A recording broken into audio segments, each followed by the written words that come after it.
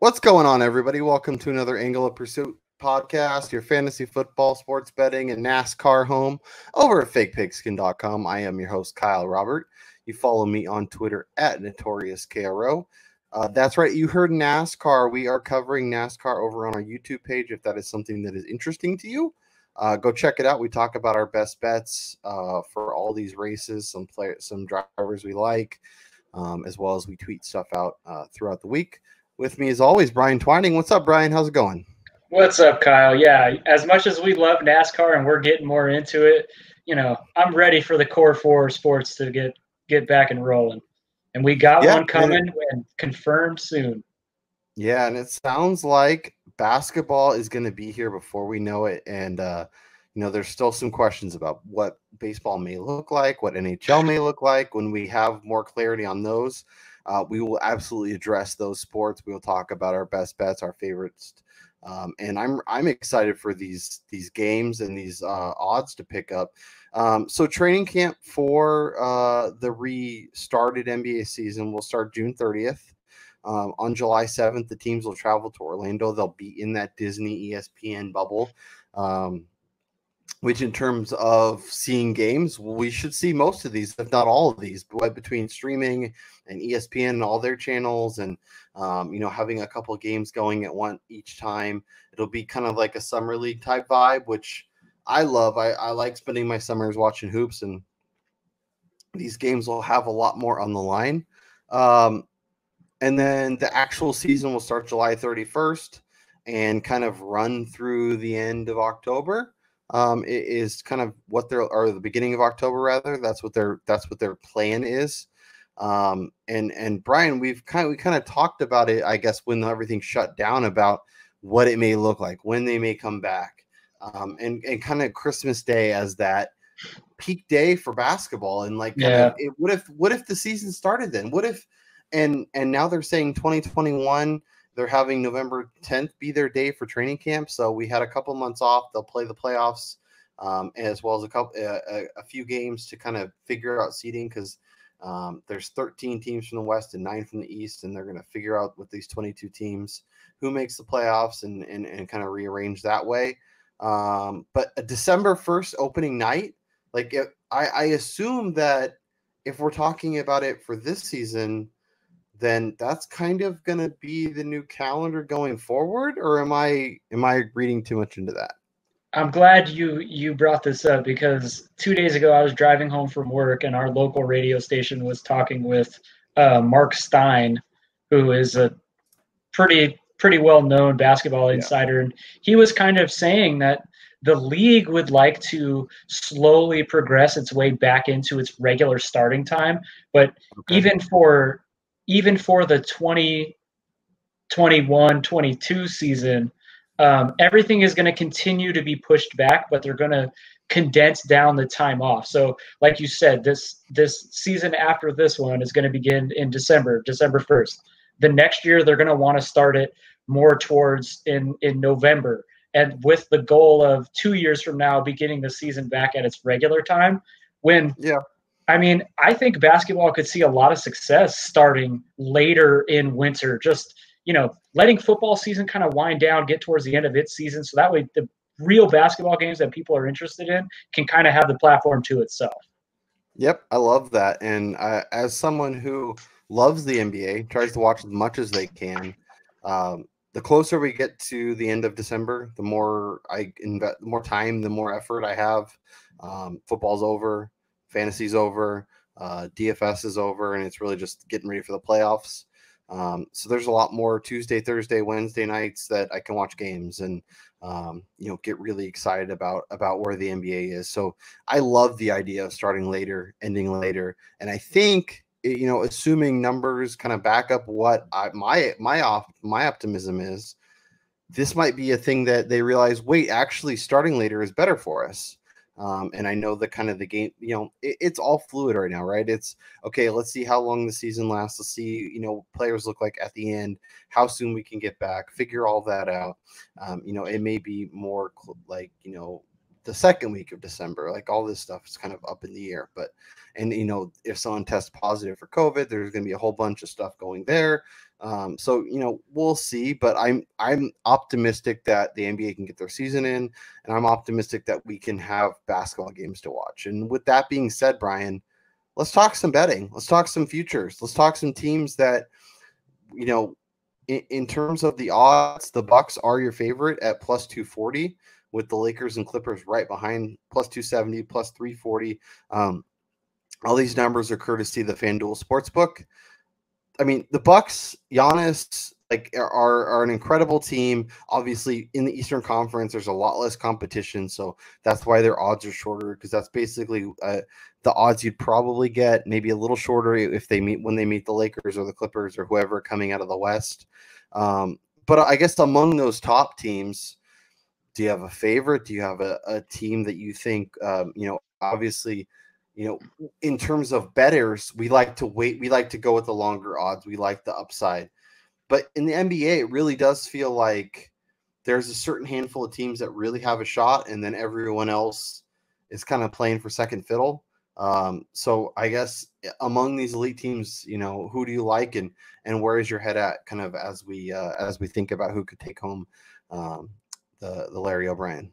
I mean, I would like to lead off with the fact that, being a Knicks fan, basketball for me has been completely off the radar for the last half decade to a decade. Just so I'm going to start there, but I still do pay attention to it. And living out on the West Coast, I see a lot of the Lakers and Clippers banter.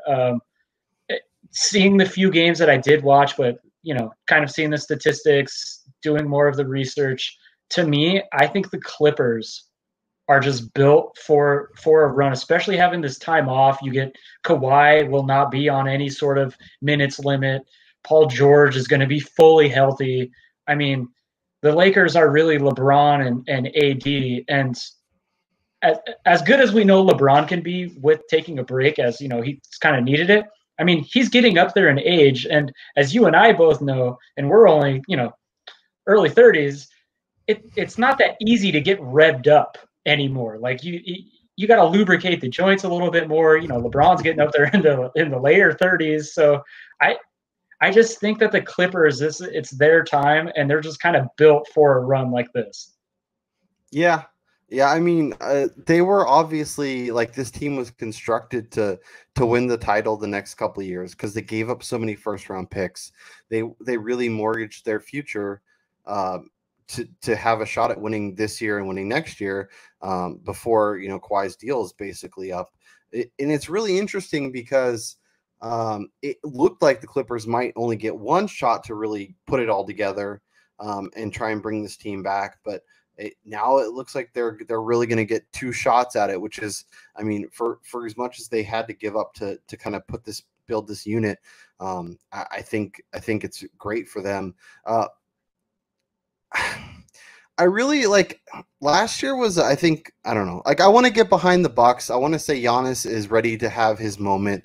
And this is really a team that defensively is incredible. Obviously led by Giannis, who's able to kind of play point guard, defend the rim, do everything you need out of a 7-foot wing, like Kevin Durant.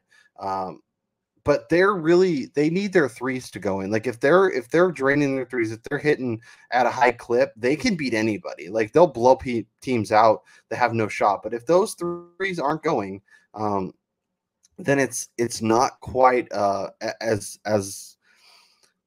good of a day. And I'm looking at the Clippers and Lakers specifically and thinking, okay, you have the Lakers against the Bucks. You can put LeBron on them. You can put Anthony Davis on them. Give them a couple different looks. Have some really good defenders. Same goes with the Clippers. You can put Paul George on them. You can put Kawhi, who's arguably the best defender in the league.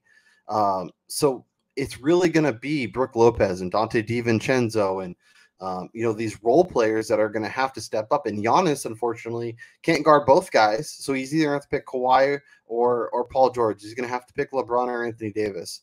And obviously, the Bucks as a team are great defenders.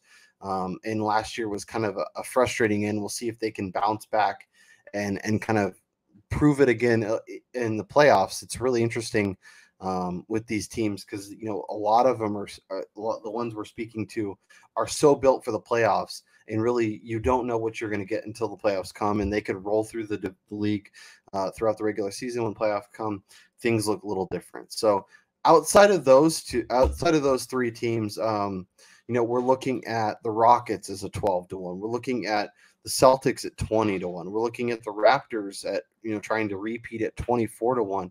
I don't know if you heard, but Nikola Jokic apparently has a six-pack, and yes, the Denver Nuggets are 25-1 to win the title. So if we're not talking about the big dogs, if we're not talking about the elite of the elite, is there a team that interests you that you think could make some noise and actually take down the championship? I mean, if we're looking for an easier path, it's got to be Boston. I mean, if they do format the playoffs East and West, which I don't know if we have any clarification on that, or if they're going to do what many have kind of asked for over the last couple of years, that they just want to do a big mishmash based on overall record. But if we're looking at just purely a path, if they do a traditional style, I like Boston's odds. But for me, I think the team that I would be placing my money on with really good odds is the Rockets at 12-1. I just think that in having all this time off, short spurts, I know they don't play any defense, but I mean, they could get really hot having all this time off. James Harden, he didn't take the beating that he normally takes during the regular season, getting all those phantom foul calls. I like the Rockets 12-1. I'm going to take that. Yeah, I'm really curious to see what they look like with their small ball lineup. Obviously when the playoffs come, a lot of these teams kind of go to that anyways.